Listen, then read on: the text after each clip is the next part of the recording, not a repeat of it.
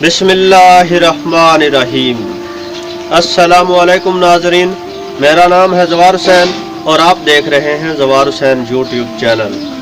آج میں ایک اور بہترین ویڈیو کے ساتھ حاضر ہوں۔ اس ویڈیو میں امام علی علیہ السلام کا کلام پیش کرنے جا رہا ہوں۔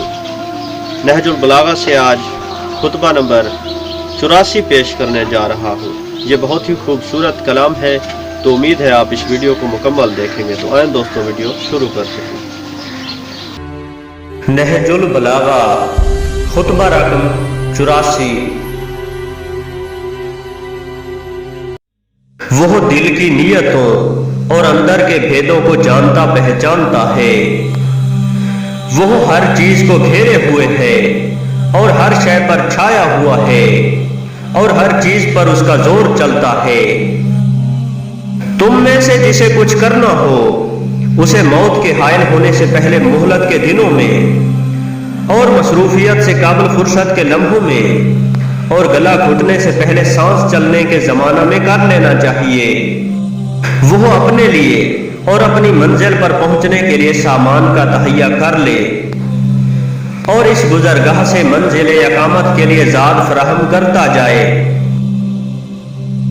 اے لوگو، اللہ نے اپنی کتاب میں جن چیزوں کی حفاظت تم سے چاہی ہے اور جو حقوق تمہارے ذمہ کیے ہیں ان کے بارے میں اللہ سے ڈرتے رہو، اس لیے کہ اللہ سبحانہ نے تمہیں بیکار پیدا نہیں کیا اور نہ اس نے تمہیں بے قید و بند جہالت و گمراہی میں کھلا چھوڑ دیا ہے۔ اس نے تمہارے کرنے اور نہ کرنے کے اچھے برے کام تجویز کر دیے اور پیغمبر صلی اللہ علیہ وآلہ وسلم کے ذریعے سکھا دیے ہیں۔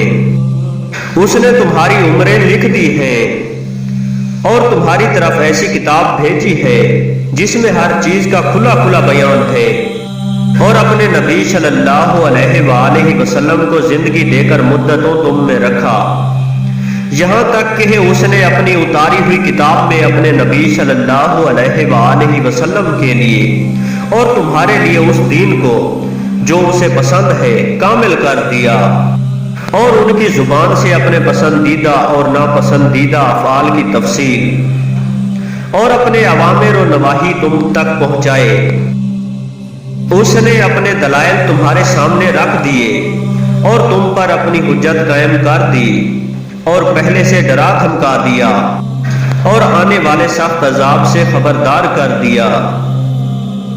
تو اب تم اپنی زندگی کے بقیہ دنوں میں پہلی کوتاہیوں کی تلافی کرو اور اپنے نفسوں کو ان دنوں کی کلفتوں کا متحمل بناؤ، اس لیے کہ یہ دن تو ان دنوں کے مقابلے میں بہت کم ہیں جو تمہاری غفلتوں میں بیت گئے اور واض و پند سے بے رخی میں کٹ گئے۔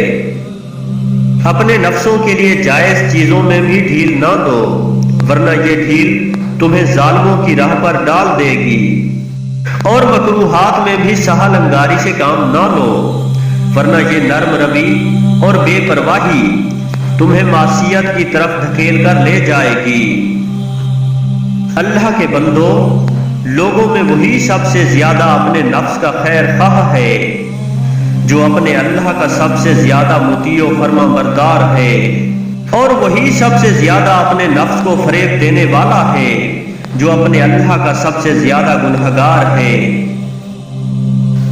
اصلی فریب خوردہ وہ ہے جس نے اپنے نفس کو فریب دے کر نقصان پہنچایا، اور قابل رشک و غبطہ وہ ہے جس کا دین محفوظ رہا، اور نیک بخت وہ ہے جس نے دوسروں سے پند و نصیحت کو حاصل کر لیا، اور بدبخت وہ ہے جو ہوا و ہوس کے چکر میں پڑ گیا۔ اور یاد رکھو کہ تھوڑا سا ریا بھی شرک ہے، اور ہوس پرستوں کی مصاحبت ایمان فراموشی کی منزل اور شیطان کی آمد کا مقام ہے۔ جھوٹ سے بچو، اس لیے کہ وہ ایمان سے الگ چیز ہے۔ راست گفتار نجات اور بزرگی کی بلندیوں پر ہے، اور دروغ گو پستی و ذلت کے کنارے پر ہے۔ باہم حسد نہ کرو، اس لیے کہ حسد ایمان کو اس طرح کھا جاتا ہے جس طرح آگ لکڑی کو، اور کینہ و بغض نہ رکھو، اس لیے کہ یہ نیکیوں کو چھیل ڈالتا ہے۔ اور سمجھ لو کہ آرزوئیں عقلوں پر صاحب کا اور یاد الہی پر نسیان کا پردہ ڈال دیتی ہیں۔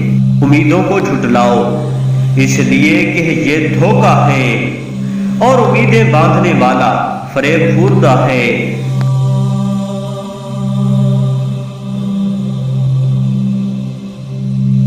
اللهم صل على محمد وآل محمد